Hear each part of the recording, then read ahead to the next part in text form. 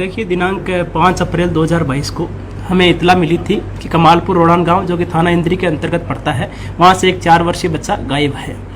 Police वहां मौके पे पहुंची थी और ग्रामवासियों के सहयोग से सीसीटीवी फुटेज चेक किए गए थे।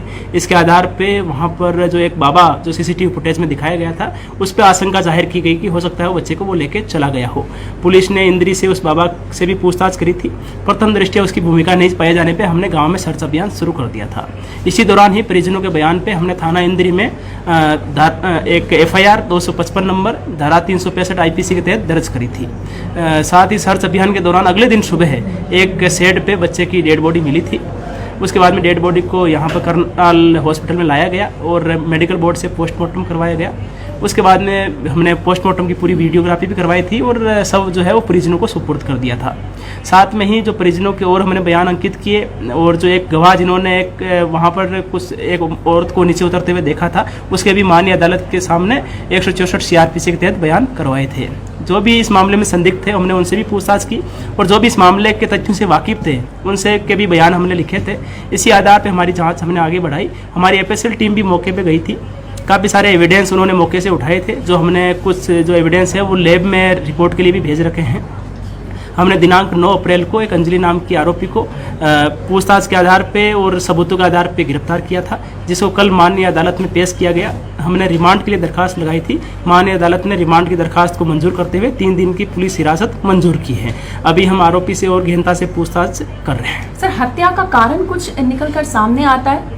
देखिए, इस मामले में अभी काफ़ी तथ्य हमारे सामने आए हैं। अभी 3 दिन का पुलिस रिमांड हमने इसीलिए लिया है कि जो भी आरोपी ने बताया है उसको हम प्रॉपर ढंग से वेरीफाई कर सकें। हमें काफ़ी जगह से अभी रिकॉर्ड भी कलेक्ट कर रहे हैं और साथ में ही आज भी हमने FSL में काफ़ी सारी जो एविडेंस है जो वो भेजे हैं, उनकी कल मुझे उम्मीद है कल शाम तक हमें उसकी रिपोर्ट भी प्राप्त हो जाएगी और उसके बाद में जो इस मामले का सारा निचोड़ है वो आपको सामने बताएंगे। सर, बच्चे को उठाने से लेकर पशुओं के शेड पर फेंकने तक किन किन लोगों की इन्वॉल्वमेंट सामने आई है?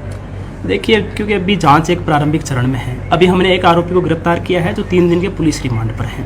काफ़ी सारे एविडेंसेस हमें मिले हैं। हम वापस क्राइम सीन भी रिक्रिएट करवा रहे हैं कि कौन व्यक्ति कहाँ खड़ा था, उसने क्या देखा और कौन सा आरोपी क्या कर रहा था। ये भी हम सारी चीज़ें क्राइम सीन रिक्रिएट करवा करके FSL टीम की मदद से ये चीज़ें करेंगे। तो इस मामले में अभी जैसे ही पुलिस रिमांड खत्म होता है तो हम भी चाहते हैं कि इस मामले को जल्दी से जल्दी एक तार्किक निष्कर्ष तक पहुँचाया जाए और माननीय अदालत में चार्जशीट फाइल की जाए। लेकिन हम इस मामले में कोई जल्दबाजी भी नहीं बरतना चाहते, किसी प्रकार से जल्दबाजी से आरोपी को लाभ मिले। सर, बरामद क्या कुछ हुआ है? बरामदगी क्या हुई? देखिए, काफ़ी सारे जो सबूत हैं वो हमें मौके से मिले हैं। FSL टीम की मदद से हमने वो केस प्रॉपर्टीज़ है वो FSL में भिजवा दी है और कुछ केस प्रॉपर्टीज आज FSL में पहुंच जाएगी। और हमने FSL अथॉरिटी से भी ये रिक्वेस्ट की है कि इनकी जो भी एग्जामिनेशन रिपोर्ट्स है वो हमें जल्दी प्रोवाइड करवाई जाए, ताकि जो भी हमारे पास में जो जानकारी सामने आई है उनका हम मिलान कर सकें। सर, राजेश की फैमिली से किस किस की इन्वॉल्वमेंट सामने आई है? किसी का रोल सामने आया? क्योंकि ये तो उन्होंने खुद कबूला राजेश की पत्नी ने कि हमने बच्चे का शव पशुओं के शेड पर फेंका जरूर था। देखिए, इस मामले में अभी भी कुछ और संदिग्ध हैं जिनकी हम गहनता से पूछताछ कर रहे हैं। मैं किसी पर्टिकुलर आरोपी का यहाँ पर अभी तक नहीं बताना चाहूँगा, क्योंकि जो भी जानकारी है उन्होंने संदिग्धों ने पूछताछ में जो हमें बताई है और जो हमें साक्ष्य मिले हैं, हम आपस में उनको वेरीफाई कर रहे हैं। और जो भी व्यक्ति जिसकी जिस स्तर की भी भूमिका रही हो, जो IPC की या किसी भी एक्ट के तहत एक ऑफेंस बनता है, उसमें जरूर कार्रवाई करेंगे। सर, बहुत सारे र्यूमर हैं सोशल मीडिया पर जो अभी तक वायरल हो रहे हैं। हर इंसान जानना चाहता है क्या मासूम जस को कोई यातनाएं भी दी गई हैं?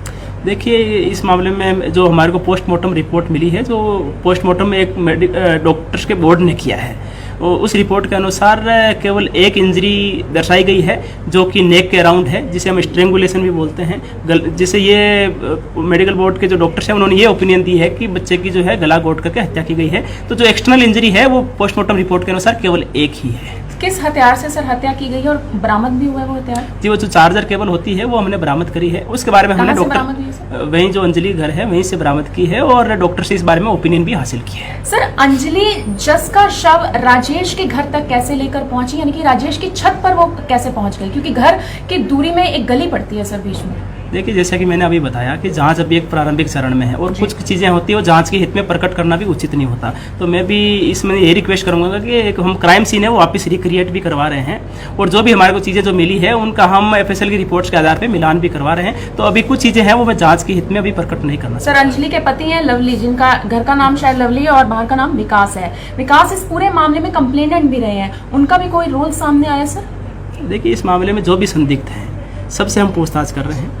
अंजलि की पूछताछ के आधार पर जो चीज़ें सामने आई है, मौके से जो साक्ष्य मिले हैं, हम सब की जानकारी लेकर के एक तार्किक निष्कर्ष तक इस मैटर को लेके जाएंगे। सर, पोस्टमार्टम रिपोर्ट के अनुसार जस की हत्या किस वक्त हुई है? देखिए, पोस्टमार्टम रिपोर्ट में विदिन 24 आवर्स लिखा हुआ है। सर, जिन पर शक था सभी हिरासत में है पुलिस की या फिर कोई फरार भी चल रहा है गाँव से? देखिए, जिस भी व्यक्ति को हम पूछताछ के लिए बुला रहे हैं वो पूछताछ के लिए आ रहे हैं, पुलिस उनसे पूछताछ कर रही है, उनकी पूछताछ लगातार लिखी भी जा रही, इंटरोगेशन रिपोर्ट्स लिखी जा रही है और